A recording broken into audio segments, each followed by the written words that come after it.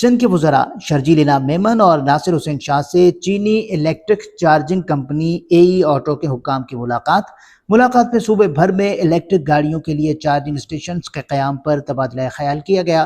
وزراء نے صاف توانائی، گرین ٹیکنالوجی اور الیکٹرک موبلٹی کو فروغ دینے کے عزم کا اظہار کیا۔ گھوٹکی کندگھوٹ پل پر منصوبے پر وزیر اعلیٰ سندھ کی زیر صدارت اجلاس ہوا ہے۔ وزیر اعلیٰ مراد علی شاہ نے پل کی اہمیت کو اجاگر کرتے ہوئے ہدایت دی کہ نومبر میں تعمیراتی کام دوبارہ شروع کیا جائے گا۔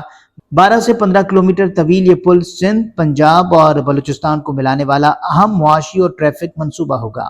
وزیر آبپاشی جام خان شورو کا کوٹری بیراج کا دورہ۔ جام خان شورو نے سیلابی صورتحال کا جائزہ لیا اور 3D میپنگ اور اس کے ساتھ LIDAR سسٹم کے ذریعے معائنہ کیا۔ کوٹری بیراج پر درمیانی درجے کا سیلاب ہے۔ 19 اور 20 ستمبر کو پانی کا بہاؤ 4.5 لاکھ کیوسک تک پہنچنے کا امکان ہے۔ جیل روڈ کی بحالی کا آغاز ہو گیا۔ بلدیہ عظمیٰ کراچی کے زیر انتظام آنے والی تمام سڑکوں کی بحالی کا آغاز ہو گیا ہے۔ ان سڑکوں کو جلد مرمت کر کے عوام کے لیے کھولا جائے گا۔ آج جیل روڈ کی بحالی کا کام شروع کر دیا گیا ہے اور اسے بھی جلد مکمل کر کے عوام کے لیے کھول دیا جائے گا۔ KMC کا مویشی کالونی ملیر کے قریب ریلوے کراسنگ پر نیا 4 لین پل تعمیر کرنے کا آغاز ہو گیا ہے۔